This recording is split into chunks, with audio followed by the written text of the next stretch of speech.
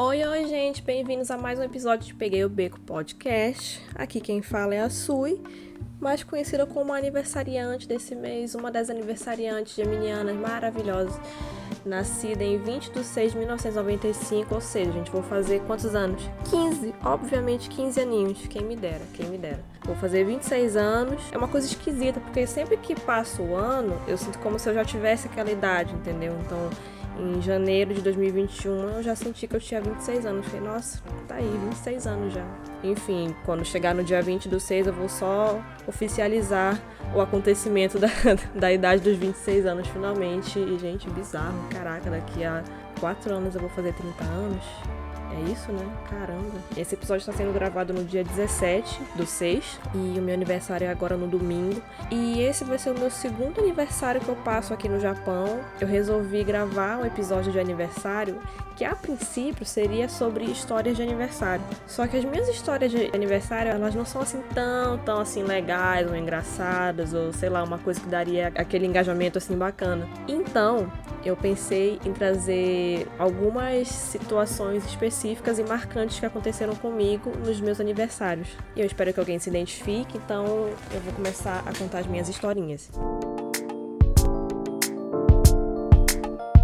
Para contextualizar bem, eu vou explicar como sempre foram feitos os meus aniversários na minha casa. A minha casa tem uma laje, e essa laje era o lugar que toda a minha família usava para fazer festas no geral. A minha laje, naquele tempo de infância, ela não tinha cobertura ainda, porque depois a gente colocou umas telhas em cima, porque, sei lá, fazia muito calor. No dia que era para organizar essa festinha de aniversário, a gente tirava todos os varais, né? Todas as roupas que estavam estendidas, obviamente, dava uma geral lá em cima, varria, jogava água no chão, limpava com sabão, sei lá, fazia aquela faxina top completa, encomendava doce, fazia bolo, e os meus aniversários, eles são dos anos 2000, né, então eu peguei muito aquela fase daquele bolo retangular, que dava pros convidados, gente, pegarem um monte de pedaço pra levar à vontade, porque o bicho era grande, olha, e eu gostava muito de festa de criança.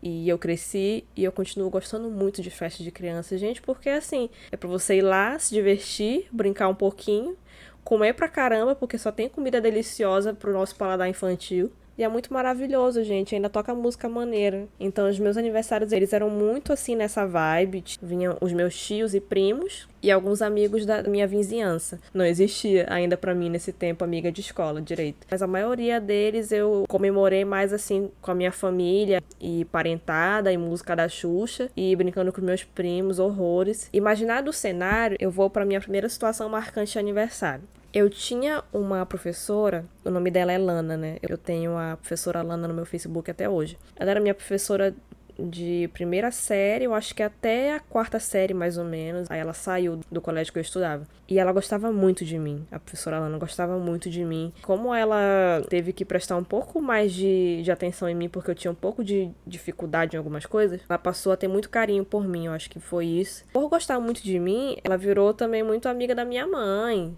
A minha mãe gostava muito dela também. E aí, em algum aniversário dessa minha época de segunda série, eu nem lembro quantos anos eu tinha, gente, nesse tempo, só que eu era bem pirralha mesmo. Eu chamei a professora Lana pro meu aniversário. Ou eu chamei, ou foi a minha mãe que chamou ela. Ela aceitou o convite e tudo mais. Ela foi. Eu tenho alguns álbuns de fotos antigas dessas festas, assim, de família, na laje, etc. Entre outros eventos da minha infância. Eu tenho fotos da professora Lana sentada com a minha família na laje, conversando horrores, fofocando muito, sabe? Eu acho que o dia que a professora Lana foi na minha casa se tornou um dia, assim, inesquecível, porque a gente enxerga os professores de uma maneira muito, assim, como se eles fossem verdadeiras entidades de ensino e fossem daquele jeito meio que o tempo inteiro.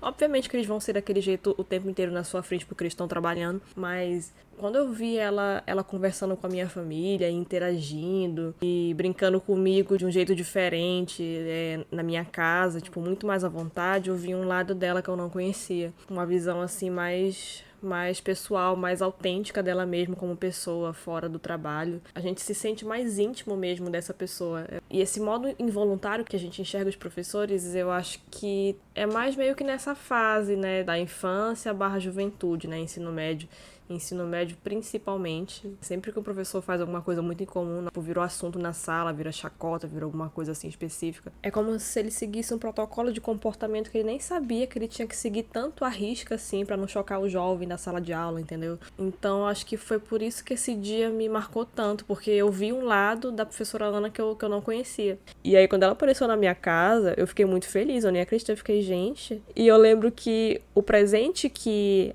a professora Alana me deu naquele dia foi um perfume da Marcherie. Esse perfume da Marcherie, ele era o perfume de uma linha infantil daquela época, se eu não me engano. E eu acho que em 2018 eu fui pesquisar esse perfume porque eu queria comprar, porque eu acho o cheiro dele uma delícia, sabe? Ele é bem suave. E aí quando eu ganhei esse perfume, eu fiquei maravilhada, porque tinha duas coisas que eu gostava muito de ganhar nos meus aniversários quando eu era menor. Essas coisas eram brinquedo ou qualquer coisa ligada a cosmético e maquiagem. Eu sempre fui assim, né? A louca da maquiagem. Eu odiava ganhar roupa.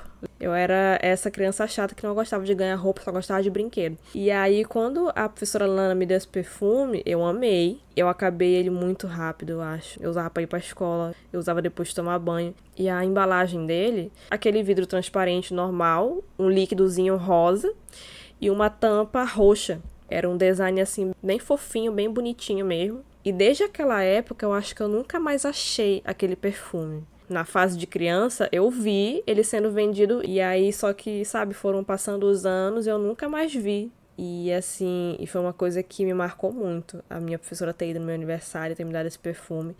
E eu acho que se eu sentir o cheiro desse perfume em algum lugar, eu lembro dela na hora. Ela é uma pessoa que eu tinha muito carinho. E inclusive, quando eu me formei na faculdade, eu postei a minha foto lá com a beca e tudo mais, né, de formanda. Ela comentou me dando os parabéns. E eu fui super gayzinha com ela, falando que ela fez parte da minha trajetória, por mais que fizesse anos e anos. Eu sei que ela ficou muito feliz. A segunda situação marcante de aniversário é uma história bem mais divertida e engraçada. Foi o meu aniversário de 2010. Eu nem lembro quantos anos que eu tava fazendo em 2010 e eu tô com preguiça de fazer conta de cabeça agora, eu sou péssima nisso, mas eu vou chutar que eu tava fazendo talvez 14 anos. E em 2010 foi o ano que eu comecei a namorar com o Felipe, mais precisamente no mês de junho mesmo. No dia 5 de junho, se eu errar a data, o Felipe vai ficar com raiva de mim. O dia dos namorados é dia 12. O meu aniversário é dia 20 de junho e se eu fosse aquela garota que exigisse presente direto pra cada data específica, o Felipe ia estar muito ferrado. Ainda bem que eu não sou assim. Porque tanto eu quanto o Felipe, a gente é horrível dando presente ou pra nós mesmos ou pros outros. A gente é horrível dando presente. E foi o meu primeiro aniversário que o Felipe tava participando, assim, pela primeira vez como meu namorado, porque eu já conhecia ele, acho que faz um ano, talvez, naquele tempo. Eu não fiz festa. Era um tempo assim que eu tinha meio que parado de fazer festa, querendo dar uma de adulta. Nossa, meu, eu sou muito adulta, meu. Nossa. A gente chega nessa fase, né? Aí para de fazer festinha, fica naquela fase, ai, nossa, quero ficar com os meus amigos, etc. E aí, nessa minha fase de não querer festa, eu decidi sair com o Felipe e a minha amiga Helena. E aí nós combinamos de ir no McDonald's. Cara, e esse McDonald's que a gente foi na época era o McDonald's do Estúdio 5. Estúdio 5, pra quem não mora em Manaus, né, eu vou contextualizar de novo, ele é tipo um shopping. Só que é um pouco diferente, é uma coisa como se fosse assim um mini shopping, só que tem cinema nele, etc. Tem várias lojas. E a gente foi no McDonald's que tinha nesse Estúdio 5. E anos depois, esse McDonald's fechou. E eu acho que só em 2019 abriram no lugar dele um Burger King. Mas enfim, voltando ao assunto. Fomos no Mac. E aí no Mac, nós três lá, sentamos lá dentro e pedimos McLanche Feliz, nós três. No McLanche Feliz vinham aqueles brindes, né? E os brindes daquele dia eram uns bonequinhos de pôneis, se eu não me engano. Eles eram bem bonitinhos até. Aí, ou seja, cada um pediu o seu Mac, cada um tinha seu pônei. E o meu presente de aniversário naquele ano, gente, olha que bizarro, tinha sido uma câmera digital, bem pequenininha, compacta e rosinha que eu tinha ganhado de presente. E eu fiquei muito feliz porque, obviamente, em 2010 eu não tinha um celular que tirasse uma foto decente. Eu nem sei se tinha já nessa época celular que tirava uma foto meramente decente naquele tempo. E aí eu levei a câmera digital para registrar esse meu aniversário no Mac com o Felipe e a Helena. Cada um pegou o seu pônei, a gente ficou, nossa, ai, que legal. E aí a Helena e o Felipe, eles começaram a fazer uma briga de pônei. Palhaçada, dois idiotas, sabe? O vídeo da briga de pônei já ficou bem engraçado. E aí, alguma hora, o Felipe começou a zoar muito a Helena. Aí ela, pra revidar, ela pegou uma batatinha dela e tacou na cara dele. Gente, e lembrando que eu estava filmando. Aí o Felipe, ele pegou um hambúrguer e tacou na cara dele. Gente, ele pegou o sanduíche dele e tacou na cara dela. E tipo assim, essa parte da filmagem, ao mesmo tempo que ela é muito caótica, porque eu tô mexendo muito a câmera, porque eu tô rindo demais, ela é muito engraçada. Eu acho que o fato da filmagem ter ficado meio tremida nessa hora que eu tava rindo, em que eu filmei o hambúrguer voando na cara da Helena, tipo assim, deu um charme a mais pra essa gravação, sabe? Ficou uma coisa rústica. Eu ri demais, eu ri muito. E nessa hora que o Felipe tacou o hambúrguer na cara da Helena, eu me dei conta que, tipo, nossa, a gente não tá em casa. Eu virei a câmera pra trás pra ver se tinha alguém olhando. E eu nesse lapso, assim, de meio que, nossa, estamos passando vergonha. E aí rindo muito ao mesmo tempo. Eu virei a câmera e, gente, tinha uma criança olhando pra nós três. Assustadíssima. E o moleque tava olhando com uma cara, tipo assim, não era uma cara de chocada, tipo, ó. Era uma cara, tipo assim, de susto com muito julgamento. Cara, a gente tava sendo julgado por uma criança, vocês não têm noção. Gente, o conteúdo dessa filmagem é de uma finesse. E aí, ou seja, nesse dia a gente riu demais, a gente riu demais. E eu fiquei reassistindo muito essa gravação. E aí o que aconteceu? Nesse dia, quando eu cheguei em casa, eu estava feliz da vida, rindo, revendo essa gravação.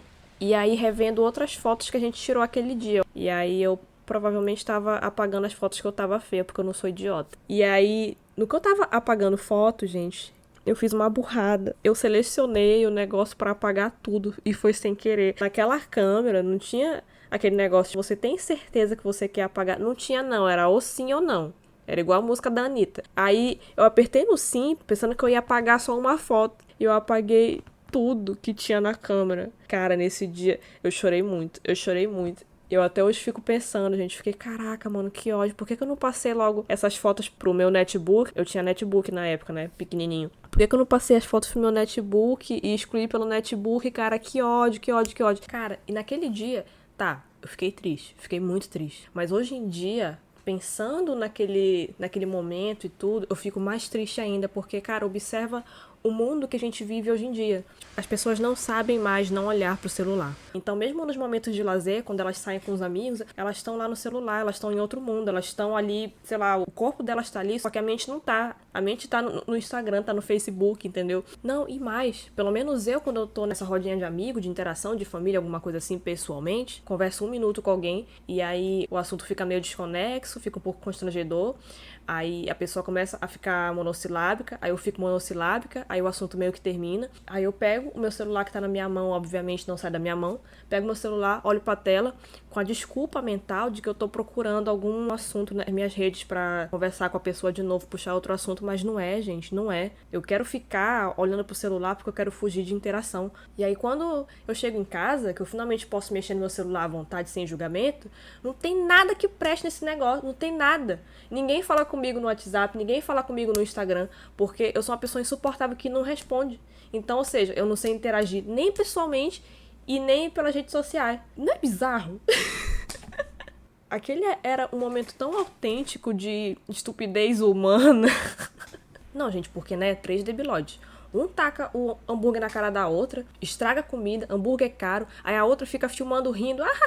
Tá, que o hambúrguer do McDonald's é ruim, é pequeno, caro. Já era caro naquele tempo, hoje em dia tá muito pior. Mano, o lanche de bairro pisa no McDonald's, falo mesmo. Só que mesmo assim não é pra estragar, porque é caro o troço. E eu tenho certeza que o Felipe se arrepende de ter tacado o hambúrguer dele na cara da Helena. E eu espero que naquele dia ele tenha comido aquele hambúrguer. O pior que eu acho que caiu no chão. Nossa, agora eu lembrei.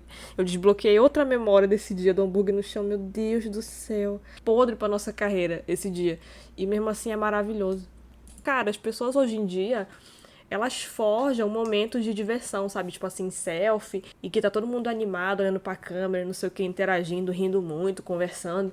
Mano, ninguém tá fazendo isso naquela hora. Tá todo mundo, sei lá, jogando Candy Crush pra não interagir. E assim, 2010, a interação social sem o celular meio que dava os últimos suspiros, sabe?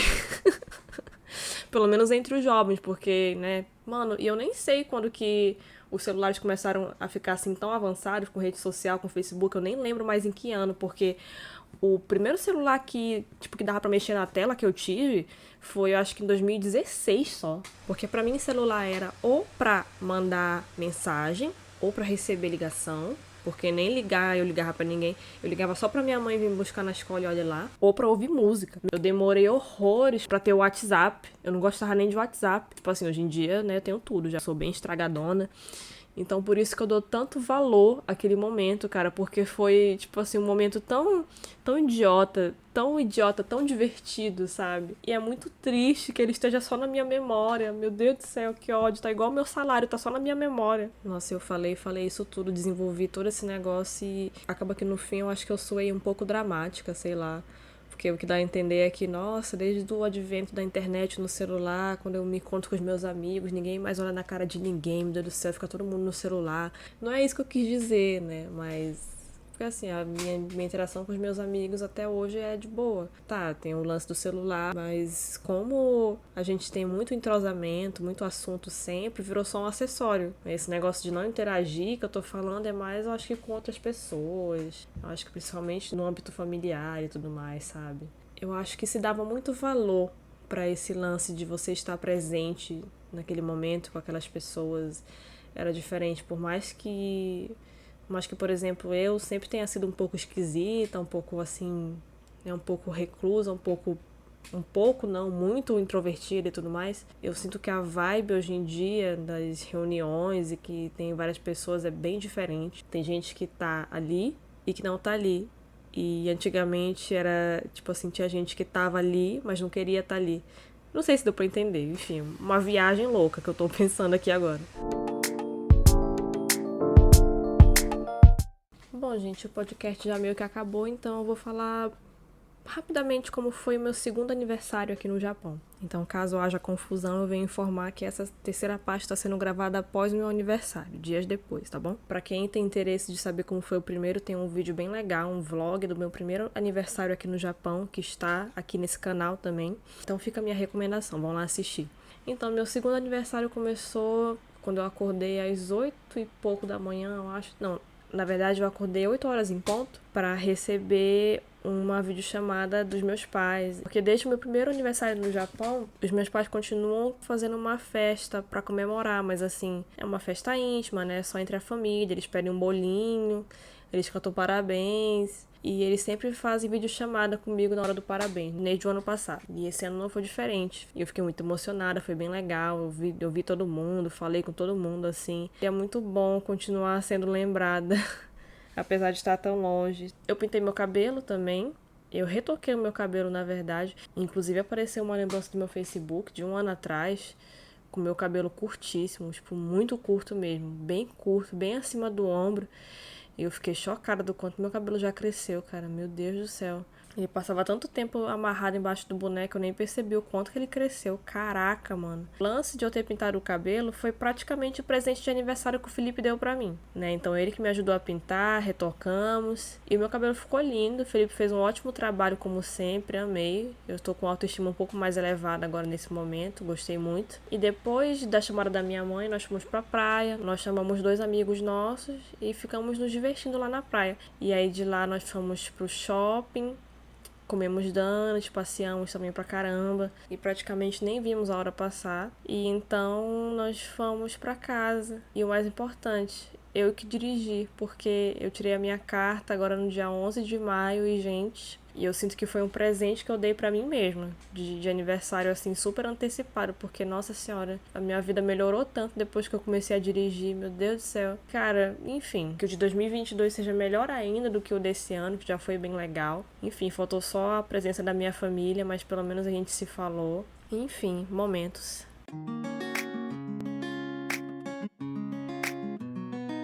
E o meu amado do mês, ele é uma série original Globoplay chamada O Caso Evandro. Eu ainda não terminei de assistir essa série. É uma série com a temática de crimes reais, né? Que é um assunto que me interessa bastante, eu adoro.